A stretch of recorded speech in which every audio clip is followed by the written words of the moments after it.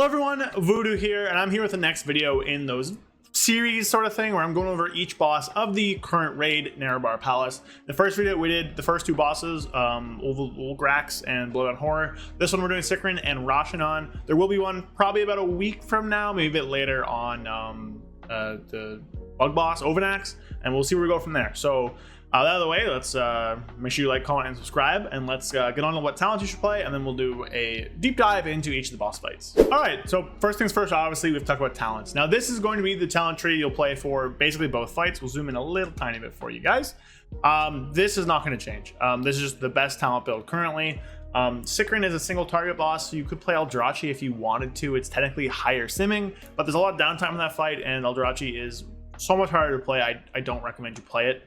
This is just going to be a much better build. Obviously, everyone knows how to play this build by now. If you don't, check out my guides. They're on the channel, stuff like that. But yeah, there's nothing else I would really change for Sikran. If you need more darkness coverage, you can drop Flames of Fury to pick up Pitch Black. Otherwise, you know, rock with this. For Rashanan, basically play the same build, but there's some utility I would change around.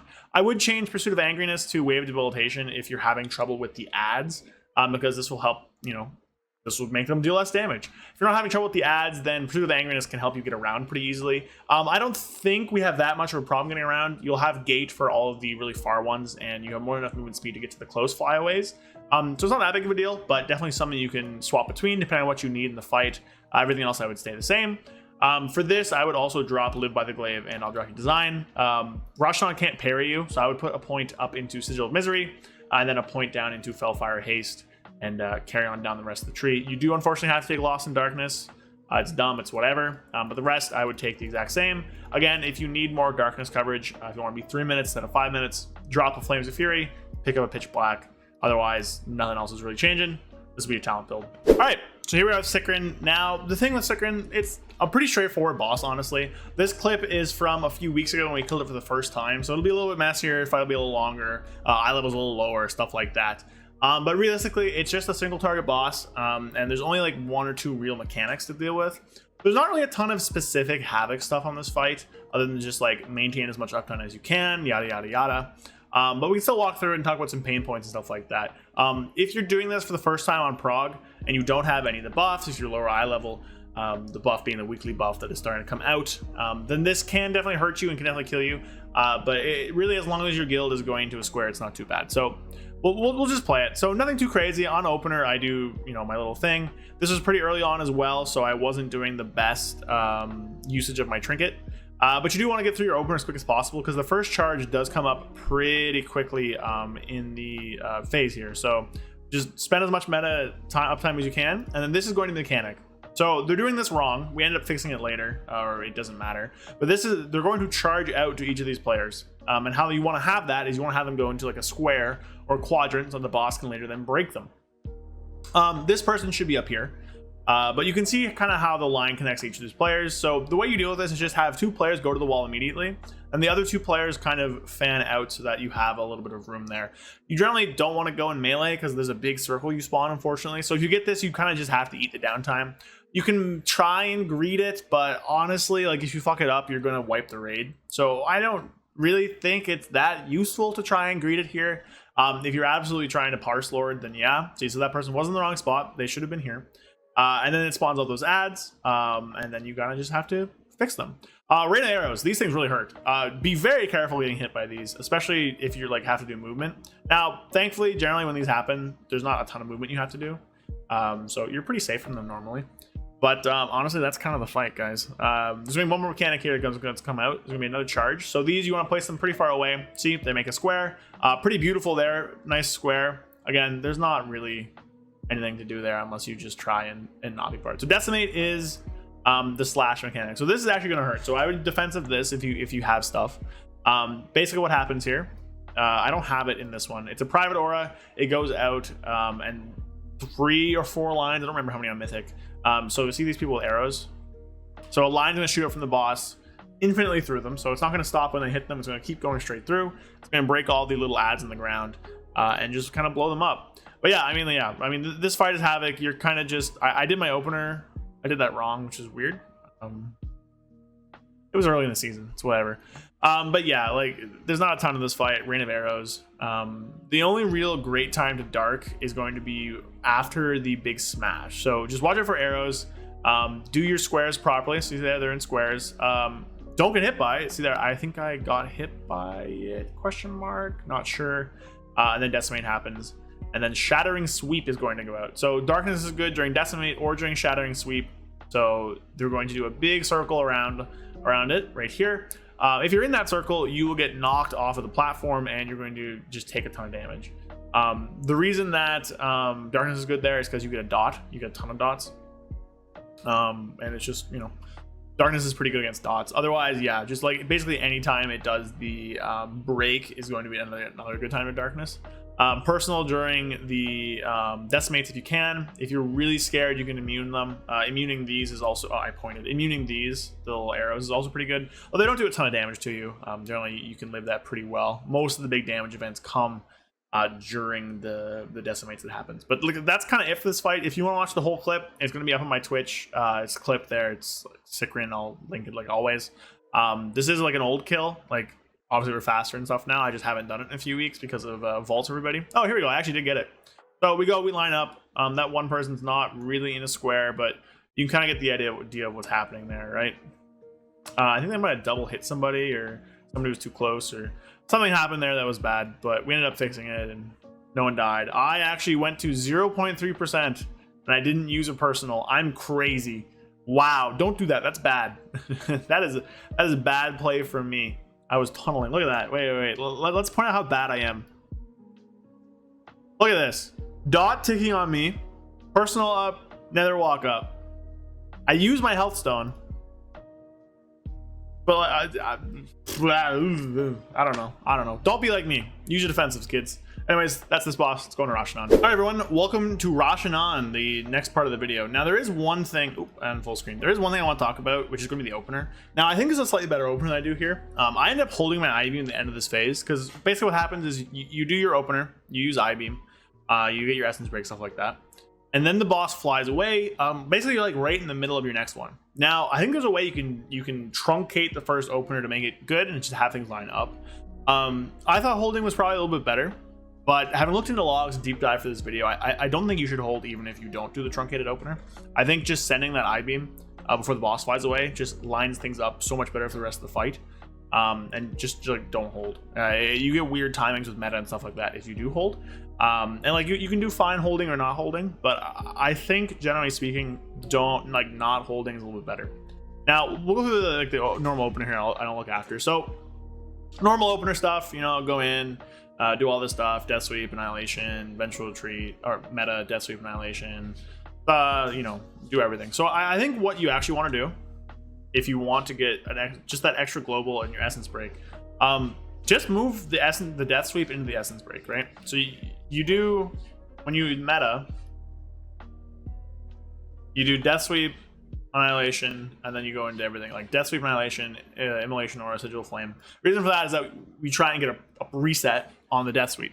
But I think if you just move that death sweep into your essence break, it's not really that big of a loss, and you get much better timing because you get an extra global before the boss flies away, which means you can actually fit 2 chaos strikes and you fit the full demonic window while the boss is here, which is actually a big deal later on in the fight. So I think it's worth it to do that. We'll go in game and I'll show you that after. But yeah, so nothing too big. Now, I get these a ton. I get Spinneret Strands a ton in this fight, which is unfortunate. And the main thing with this is that you don't want to get these. So these lines that happen, so as soon as one person breaks their web the first time, those lines come out for roughly 4 seconds afterwards, and will just kill anybody inside of them. Now, there are ways to do it, where if all these people came to this side, me and any other melee could go up on this right side here and attack, or on this left side here and attack.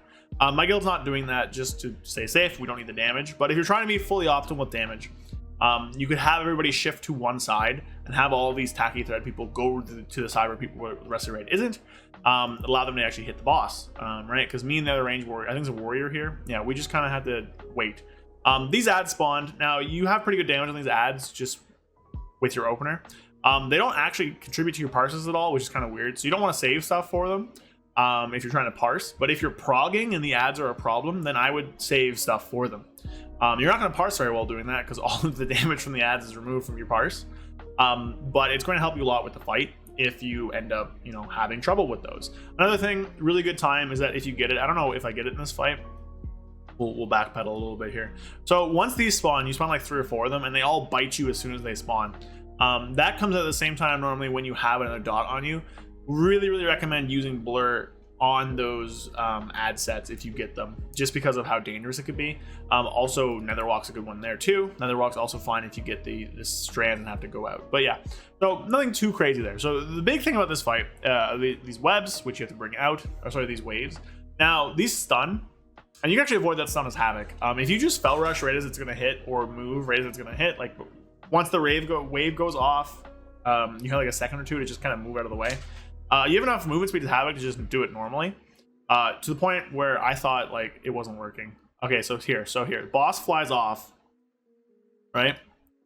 But I have I-beam up soon. Now, not really gonna change that a ton. You'll have it maybe like half a second earlier, but he's gonna fly off in roughly 8 seconds here, and you can even truncate it further by like wasting an inner demon on pull. Don't know if that's worth it, but if you just go really into this boss's hitbox and do your thing like as soon as it comes up, you will end up getting enough things off before he finishes flying away, right? He finishes erosive spray or whatever, and then flies away. If you're standing like right here, you can hit the boss. So I do think it's worth it to send there and truncate a little bit on the opener, but you know, neither here nor there. Then we run off, Fel Rush. You'll have gate for every other set here. We're gonna talk through the first 2 sets basically. You get here and you make sure you kick it. If you don't kick it, your raid's basically fucked. You can't do damage to it. So we have our essence break stuff here in the web soak. Make sure you're in that. And then go to phase 2, and this phase just repeats. It's the same as phase 1, slightly different overlaps. We have ads. I think I get these ones. No, I don't. But run the ads up to the right. Use a personal. I was like, what is that guy doing? And you should be fine there. And then just make sure everyone's stacked up. Good darkness spots are going to be during erosive spray. So this is a great time to darkness. You're all stacked up. There's dots thrown out. There's a bunch of waves of damage happening. I get another one of these. Unfortunate. So I am going to immune here just to take less damage. And this tacky thread. So on this time, you can actually go up to the left here, as long as you're not clotheslining the raid. Very important to just take the loss rather than trying to do a ton of damage that way. So again, another good darkness point here just during erosive spray. And then boss flies off. This one we have no gate, but this one he actually goes pretty close. He's gonna go over here. The positions are random which side he goes on, but it's like the same thing each time. And yeah, this one's not very far, so you have no problem getting there. And the fight's just gonna rinse and repeat. So nothing too crazy. I don't know if I get wave ever. Flip through and try and find it. It seems like I don't get wave. I don't remember. I got a 3rd tacky strand. Unfortunate. It is what it is. Yeah, I don't think I get anything. Love to have shown you guys the wave thing, but yeah. So the waves basically. Oh, here we go. I did get this. So great time to personal here. I didn't use it because like high enough, but see, it does like half your health. And there's certain overlaps where that can get really bad, and you get a dot on you. So it's kind of scary there. Boss just dies here. So I do want to show these waves. So that hits, and then once. Try and show this. It's gonna be a little tough. So wave happens. You go out with your wave. Once this green line disappears, you can move. So boom, you move right then. You're not gonna get stunned. Otherwise, you will get stunned. So if you just go out and then right as it's coming in, just start moving back towards the boss, you'll be fine.